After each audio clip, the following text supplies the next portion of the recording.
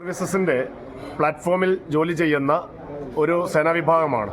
ലോകത്തെ തന്നെ ഒരു വലിയ സിവിൽ സംവിധാനമാണ് സിവിൽ ഡിഫൻസ് എന്ന് പറയുന്നത്.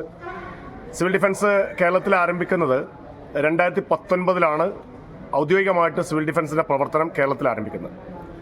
ഇവിടെ പെരിന്തൽമണ്ണ ഫയർ സ്റ്റേഷന് വ്യത്യസ്ത ബാച്ചുകളിലായിട്ട് നിലവിൽ 125ഓളം സിവിൽ ഡിഫൻസ് അംഗങ്ങൾ പ്രവർത്തിക്കുന്നുണ്ട്. സമൂഹത്തിലുണ്ടാകുന്ന വിവിധമായിട്ടുള്ള ആപത്തുകളെ തരണം ചെയ്യുന്നതിന് വേണ്ടിയിട്ട്, വിവിധ അപകടങ്ങളിൽ അകപ്പെടാതിരിക്കാനുള്ള പ്രിക്കോഷൻസ് നൽകുന്നതിന് വേണ്ടിയിട്ട്, വ്യത്യസ്തമായിട്ടുള്ള പ്രദേശങ്ങളിലെ ജനങ്ങളെ ബോധ്യപ്പെടുത്തുന്നതിനും ബോധവൽക്കരണ ക്ലാസുകൾ സംഘടിപ്പിക്കുന്നതിനും വേണ്ടിയിട്ടൊക്കെ സിവിൽ ഡിഫൻസ് വളരെ ആത്മാർത്ഥമായിട്ട് പ്രവർത്തിച്ചുകൊണ്ടിരിക്കുന്നുണ്ട്. ഈ സിവിൽ ഡിഫൻസിൻ്റെ ഒരു പുതിയ ബാച്ചിന് 4ാമത്തെ ബാച്ച്, ഇതിനോടകം 3 ബാച്ച് പൂർത്തീകരിച്ചു കഴിഞ്ഞു. 4ാമത്തെ ബാച്ച് മലപ്പുറം ജില്ലയിൽ 360 ആളുകളെ പുതുതായിട്ട് തിരഞ്ഞെടുക്കുന്നുണ്ട്. ഈ പുതുതായിട്ട് തിരഞ്ഞെടുക്കുന്ന ഈ ബാച്ചുകൾക്ക് സിവിൽ ഡിഫൻസ് വാരിയേഴ്സ് എന്നുള്ള പേരിലാണ്. സാധാരണ ഇതിനു മുമ്പുള്ള സിവിൽ ഡിഫൻസിലെ അംഗങ്ങൾക്ക് നമ്മൾ 15 ദിവസത്തെ ട്രെയിനിങ് ആണ് കൊടുത്തതെങ്കിൽ വാരിയേഴ്സ് ഒരു പ്രത്യേക പദ്ധതിയാണ്.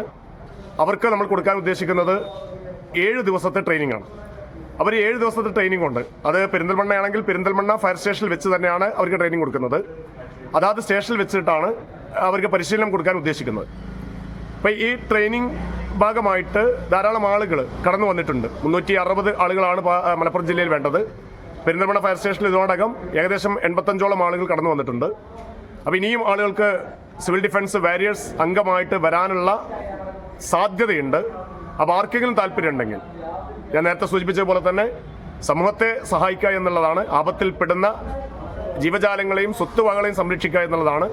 ലാഭേച്ഛയില്ലാതെ സ്വമനസ്സാലെ സമൂഹത്തെ സഹായിക്കാൻ, ആളുകളെ രക്ഷിക്കാൻ ഉള്ള മനസ്സുള്ള ആളുകളെയാണ് നമുക്ക് ആവശ്യമായിട്ട് വരുന്നത്. 4ാം ക്ലാസ് വിദ്യാഭ്യാസ യോഗ്യതയുള്ള ആർക്കും ഇതിൽ പങ്കാളിയാവാം. 18 വയസ്സ് പൂർത്തീകരിക്കണം എന്നേ ഉള്ളൂ. അപ്പർ ഏജ് ലിമിറ്റ് ഇല്ല. ഒരു 70 വയസ്സുകാരനും രക്ഷാപ്രവർത്തനം നടത്താൻ കഴിയുമെങ്കിൽ ആൾക്കും ഈ സംവിധാനത്തിൽ അംഗമാവാൻ കഴിയുന്നതാണ്. ആയതിനാൽ ഈ ഒരു സംവിധാനത്തിലേക്ക് കടന്നു വരാൻ വേണ്ടിയിട്ട് എല്ലാവരോടും അഭ്യർത്ഥിക്കുകയാണ്. പെരിന്തൽമണ്ണ ഫയർ സ്റ്റേഷനിൽ അടുത്ത ബാച്ച് ഉടൻ തന്നെ ആരംഭിക്കുകയാണ്. ഈ നോമ്പ് കഴിഞ്ഞാൽ ഉടൻ തന്നെ, പെരുന്നാൾ കഴിഞ്ഞാൽ ഉടൻ തന്നെ 7 ദിവസത്തെ ക്ലാസ് ആരംഭിക്കുകയാണ്. മാർച്ച് 31 ഈ പരിശീലനം പൂർത്തീകരിക്കേണ്ടതുണ്ട്.